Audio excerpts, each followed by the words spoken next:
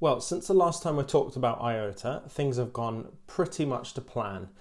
In the short term, when we look at kind of the price movements in this kind of short-term time period, I had my sights set on a buy order at 75 cents. This was after this moment had happened. So right in here, I was telling everyone, if you're going to set your buy orders for a double tap, then set them at 75 cents. And obviously we've dropped down way further below. We'd actually dropped all the way down to kind of 62 cents-ish.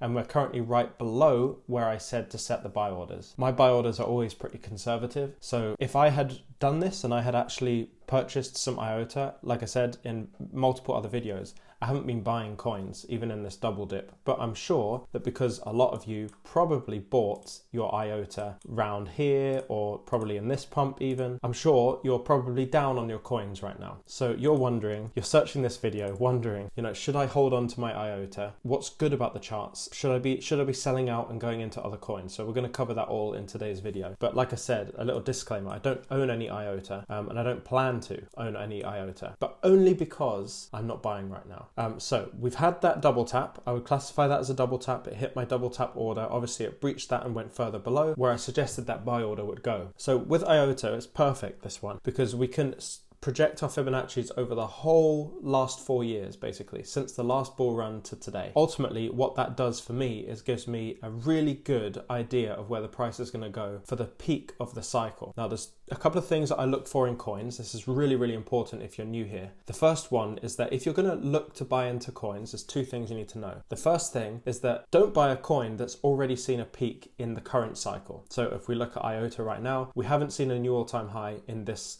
cycle, in this time round.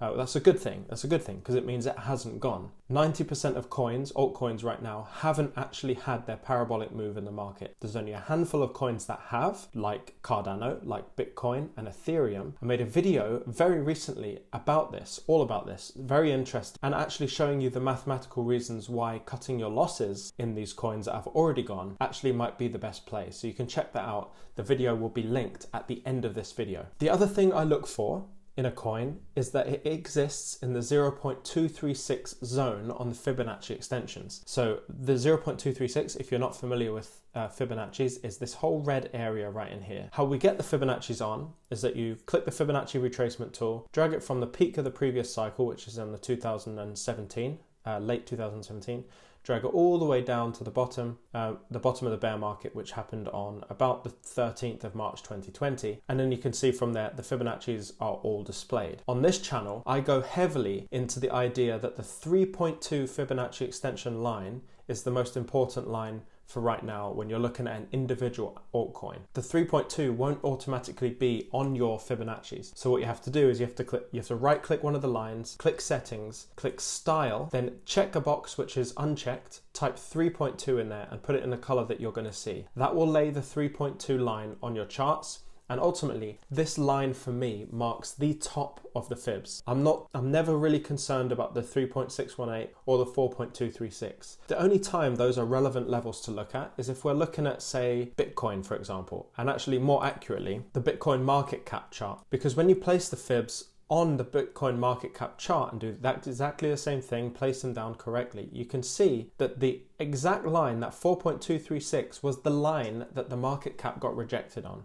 It's the same for Ethereum, and Cardano also is way up there on the Fibonacci's, although it hasn't reached the 4.236. But when you're looking at individual altcoins, essentially one part of your exit strategy should be to look at which line you're going to be selling at. For me personally, it's the 3.2 Fibonacci extension line on an individual altcoin. There is another thing you need to be looking for across the board, which is arguably more important, but I cover that in detail all throughout this channel, so consider subscribing to get that key information. So when we look at IOTA and we look at where we are today, a lot of you will have got in really nice buy orders if you'd paid attention to my double tap line right here. But from where we are today, what might we be looking at if we did reach the 3.2? So the 3.2 line is at $18 flat. So $18 is the number to be looking for. So from today's price, which is at 72.5 cents, we would be looking at a nice easy 23x on our IOTA, right? That would be an incredible gain. Now, of course, if you don't have an exit strategy and your plan is to say, oh, let's just wait for the top and see what happens, obviously that's not going to go well. It's one thing to have these 3.2 lines as your targets, right? You're imagining right now, if you think 23x, you've just looked on the calculator and looked,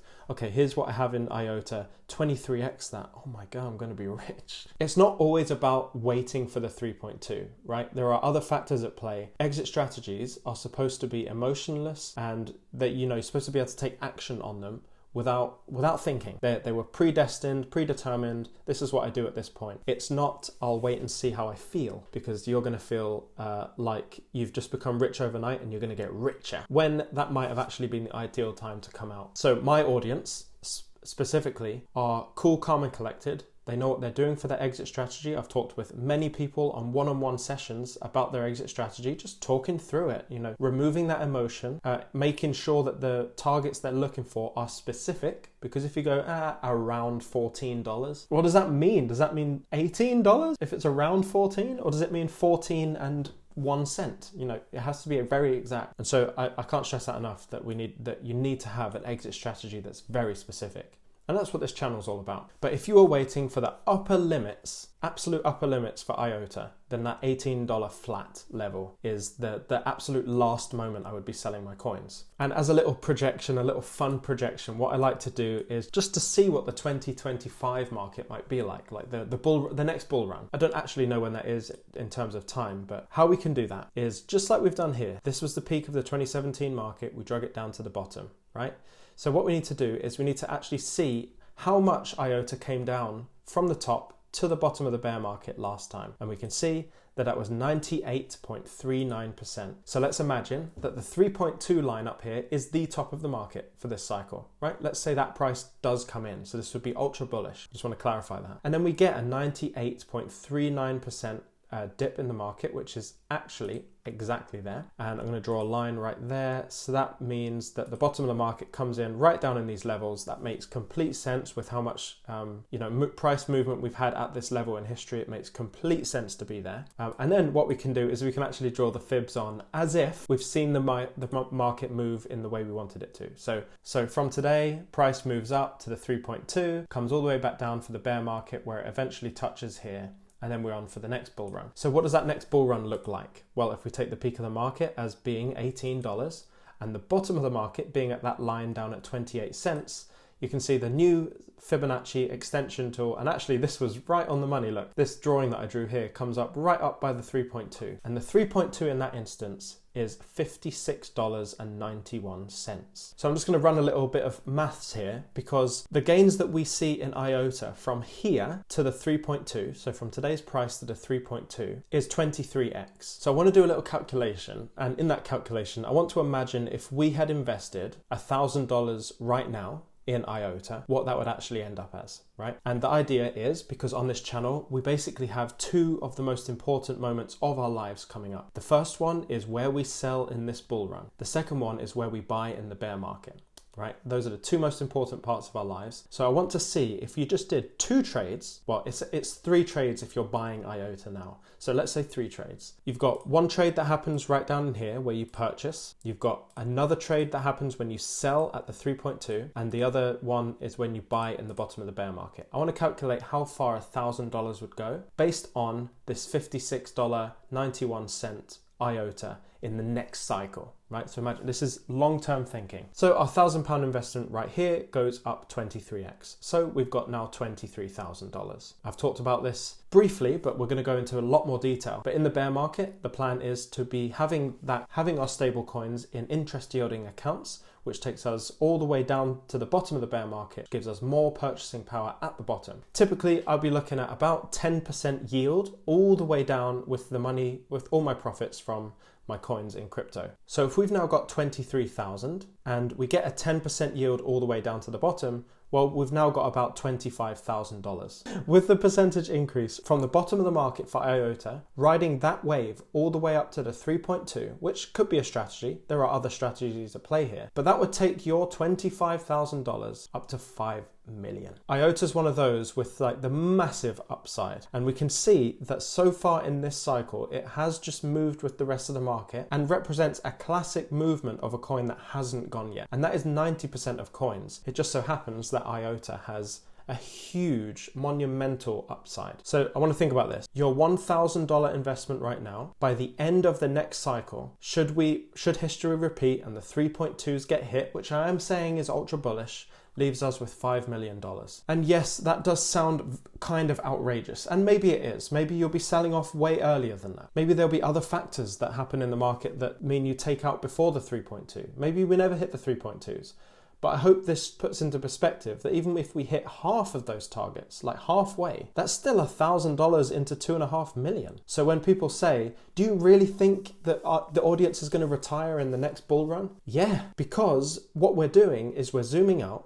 We're not focusing too much on the smaller movements in the market. Yes, this whole news about the war going on and stuff. Yeah, that's news, but it was always predicted that the price was going to come back down for a retest, and it's exactly what it did. And I don't pay attention to the news. But what we do on this channel is we zoom out. We zoom way out. We look at the whole perspective of the whole cycle. We identify the key moments in those cycles, which I've pointed to here. Buying at the right times in the 0.236, selling at the right times at the 3.2, and buying again at the right times at the bottom of the bear market. Doing those three things in a row consecutively, these are three huge moments in your life, ultimately is what gets you to retirement. I know I was mentioning earlier about having an exit strategy and how important it is, and actually there was one other thing that I didn't mention in this video that is super important for your exit strategy, and you can watch my deep dive into that right here.